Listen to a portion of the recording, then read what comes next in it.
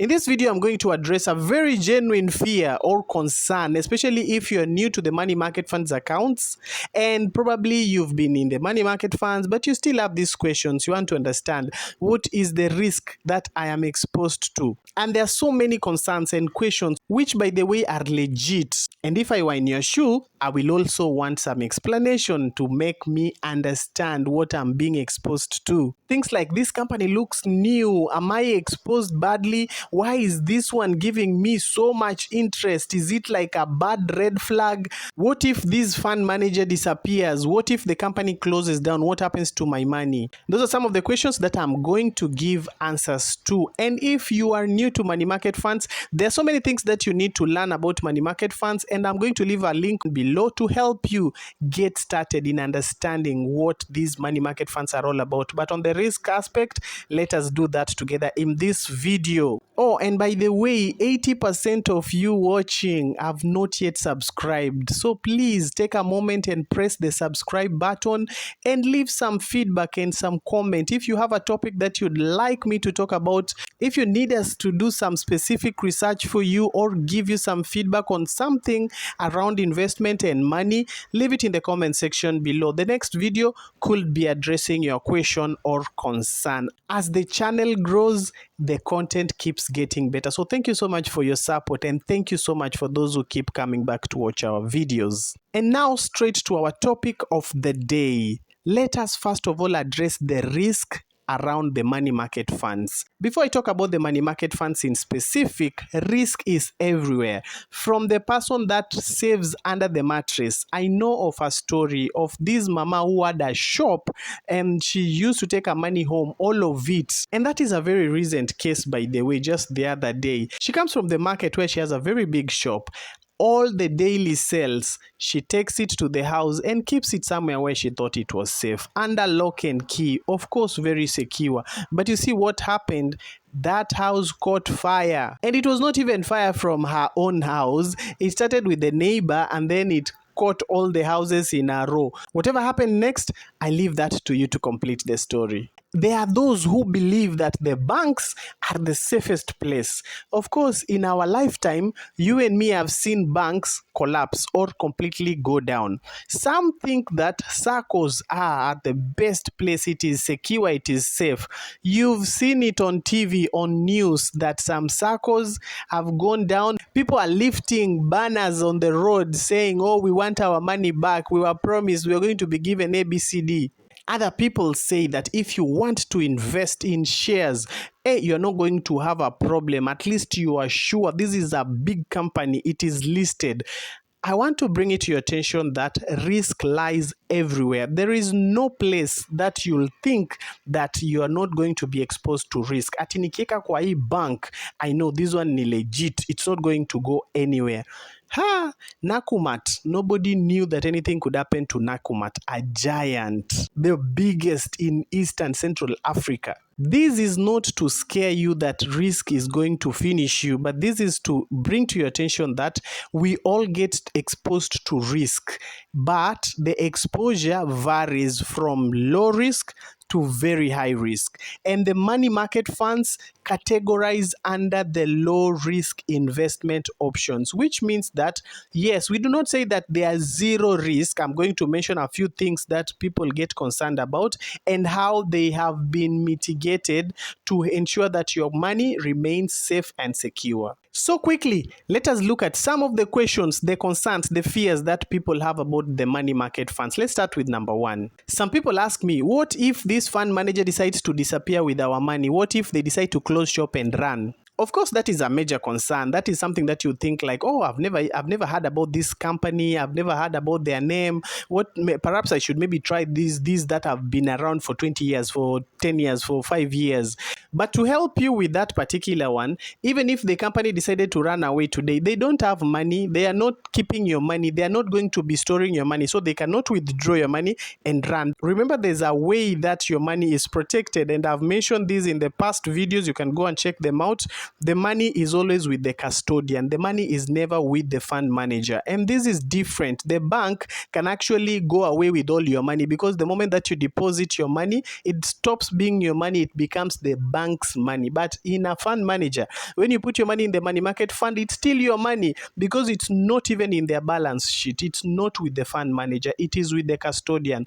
They nominate a custodian who is independent and who's regulated by the Central Bank of Kenya. So by the time this happens, probably it is the custodian who ran away with your money, but not the company that's giving you the money market fund accounts. Concern number two, these people could be investing in risky assets or in risky projects, and then our money will go down with those projects. Okay, now this one also has been mitigated. The Capital Markets Authority has laid bare a structure whereby a company cannot invest in one area beyond 25% of the funds.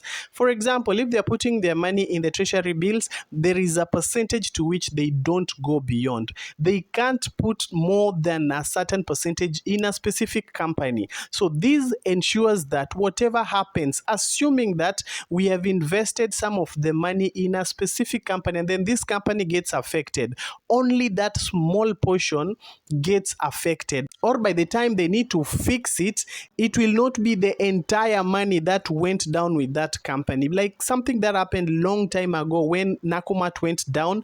I remember there was a company that had invested in Nakumat, and when Nakumat went down, that was a 25% hit on the total funds that were invested. So it was easy for the company to pick that up and the investors were protected. So this is a mitigation that has been put in place to ensure that you do not get to suffer from a risky venture. Like we could take 100% of your money and put it in shares and it gets lost. No, there are places that this money is not put completely. So to protect you, the capital markets make sure that there are strict rules that need to be followed to the letter. So the law does not allow money market funds to be invested in risky ventures in the first place. They have to be invested in places where the money can actually become liquid very fast. So the risk that comes with volatility of the markets and things like that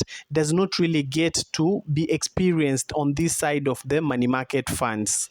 The third concern could be something like, but this is Kenya. Companies can choose to disregard rules and do the things that they want and then lie on paper that this is what we are doing. You see, this is the part I want you to understand something very important, especially on the part that we had a recent situation, I don't want to mention names, that a company had exceeded the limits that have been set by the Capital Markets Authority. I'm sure perhaps you would have heard about it on the media or something like that. And this is where the capital markets come in, the regulator, and they ask that company to comply, to do what is supposed to be done. And there are time limits that are set.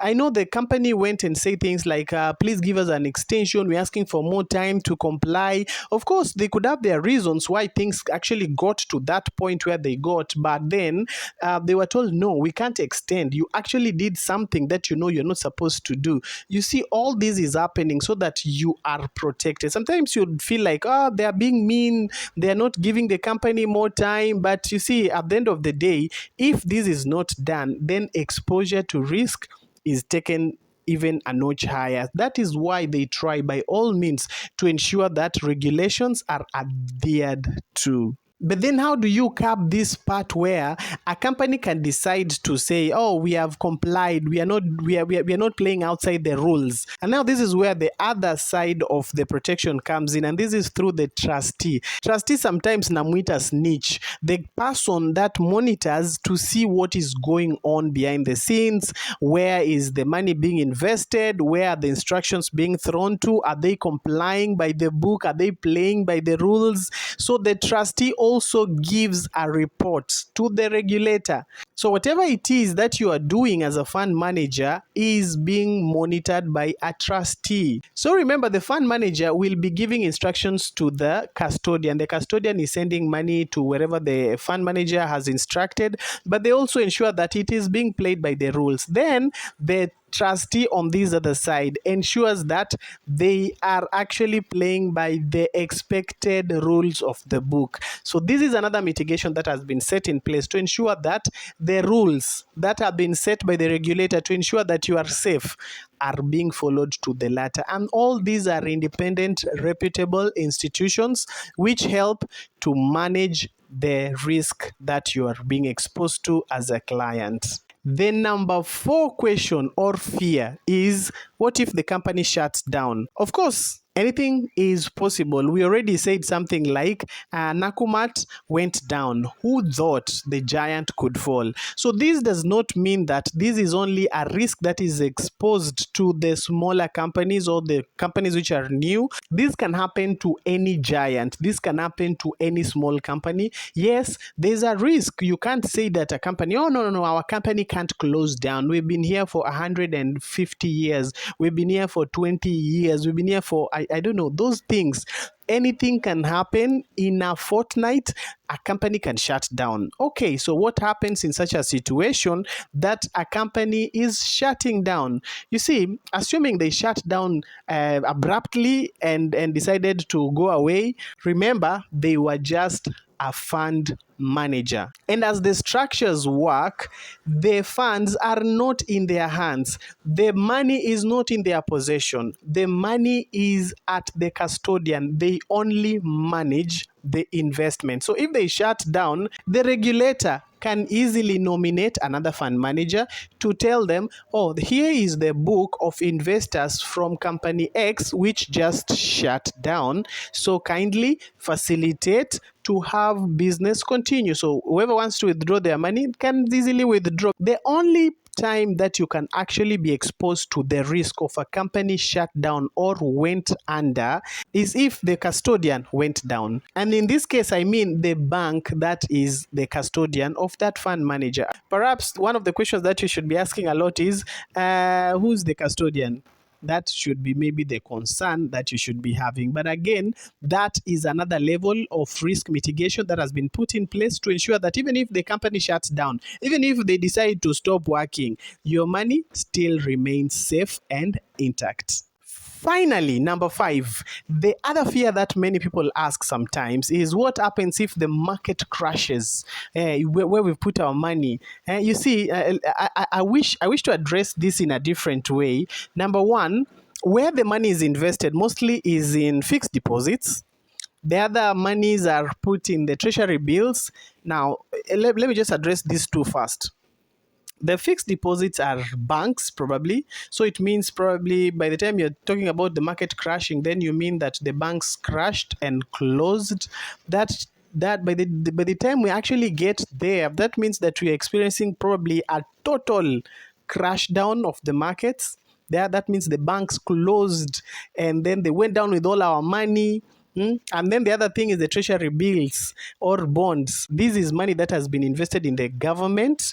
And by the time we talk about the market crash, then it means the government has crashed down. The economy has crashed completely. So by the time the whole financial system crashes down, then it would have affected you as well at that particular point. Of course, people are talking about, oh, the country is going to go broke. They are not going to be able to pay the loans, the bills, but that one is still not a question that we can talk about right now until the market has crashed. It is possible a country can actually have a complete crash, but it has not yet gotten to that point yet. So by the time the economy crashes, basi kila kitu ingine imeisha, no markets, no banks, no nothing. Basically what I'm talking about is that the money market funds have come with a layer of security that ensures that you remain safe no matter what is happening in the rest of the investment arenas. Go ahead, if you have to accumulate, if you have to save, if you have to preserve, this could be a good option for you to get started with. At a relationships we always put your money where you feel safe and secure. Thank you so much for watching, and I can't wait to see you in the next video. Please like, share, and subscribe. Thank you very much.